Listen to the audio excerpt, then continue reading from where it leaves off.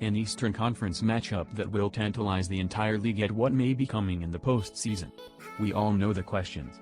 Is Giannis this season's MVP? And will he carry the Bucks to another championship? Or since Kevin Durant is the best defensive player ever, will having Kyrie join him on a full-time basis make up for not having much of a team around them? Are the two great players enough to cut through the East from the 8th spot? It's hard to imagine one game in the regular season could definitively answer questions that important. But it will give us an idea of the answers. The Bucks beat the Philadelphia 76ers and won ABS last night with a final score of 118-116. The spread was only a single point. The win by 2 points. But it showed us a Bucks team that could overcome 32 points from SG James Harden, 29 points from Joel Embiid, and 22 points from PF Tobias Harris. They did it by getting yet another 40 points game from Giannis and solid contributions from Brook Lopez, Chris Middleton, Jrue Holiday, and Grayson Allen.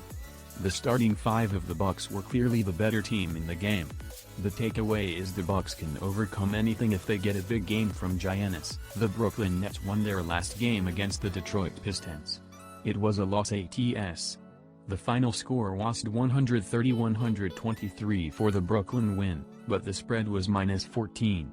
Proving yet again to bet the other way on most is not all double-digit spreads. It was Detroit, so take it with a grain of salt, but Kevin Durant had 41 points in 39 minutes while Kyrie Irving had 24 points in 39 minutes. The overall team did contribute, especially SF Bruce Brown and Andre Drummond. So the question will be answered tonight.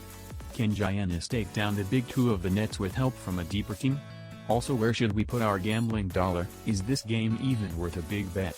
Or just a small one to keep the bankroll churning? The Milwaukee Bucks have won 7 of their last 10 games as they pushed into second place in the Eastern Conference. They went 7-3 ATS during that stretch.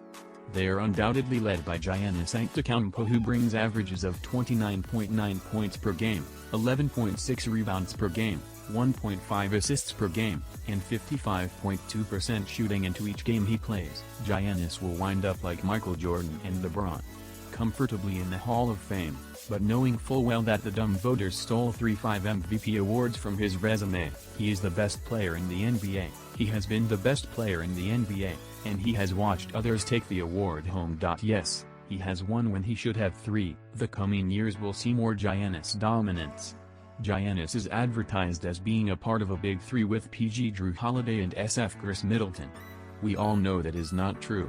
Jrue and Chris are not equals or close to equal to Giannis. They are simply the best of a great supporting cast. The team recently got Brook Lopez back from the injury list after everyone in the league had considered him shut down forever. Lopez is playing great. Also, the rest of the team is rounding into good health just in time. The Brooklyn Nets have won 7 of their last 10 games. They went 5-5 ATS during that stretch. We all know the soap opera that the Nets were in this season. SG James Harden wanted out and a big trade was made for Ben Simmons and some pieces at the trade deadline. Ben has not and will not play this season. Every insider I've talked to has flatly said that James Harden wanted away from Kyrie Irving as much as he wanted to be in Philly, if not more. So that leaves the team with 2 of the big 3 they had assembled in SF Kevin Durant and PG Kyrie Irving.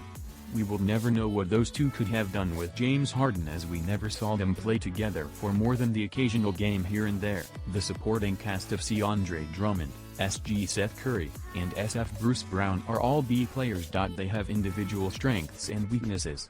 The bench has a handful of over-the-hill guards in Patty Mills and Goran Dragic, and young question marks like power forwards Nick Claxton and Kessler Edwards. The Nets may be in the playoffs, but at the 8th spot they may also lose a play-in game and watch the playoffs from home.